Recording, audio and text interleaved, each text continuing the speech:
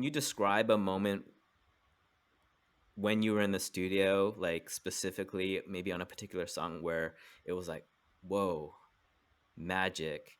Yeah. I don't know where that came from, but something's in the room and it's just connecting. Yeah, I mean, there's thousands of times. I can't, there's so many moments that were like that. You know what I mean? Where like songs came out of them, or like "Fear" by Drake. That's a perfect example. You know, me, Chin and Jetty, and Danny Keys. We went out one night. Like we were working. We decided to take a break. Right.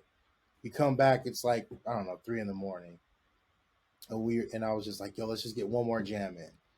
Let's just do this before we wrap it up. Let's just get it in. So we did, and this I don't know what happened. It was just this beautiful piece of music that was created that night. It was just, I can't even describe it.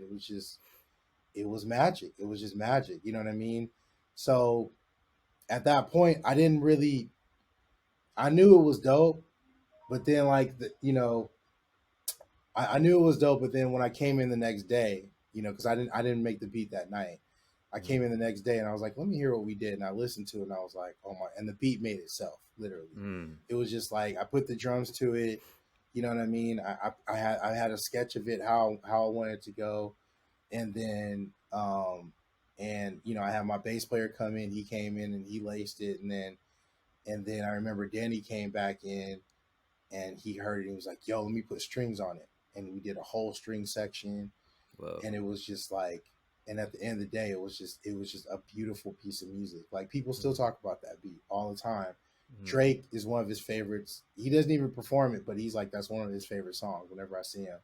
Wow. um and that it was just magic. It was just magic, and that wouldn't have happened, if it was just me by myself. You know what I mean? It Mm. it that would because I worked with these incredible musicians, and they were in a zone that night.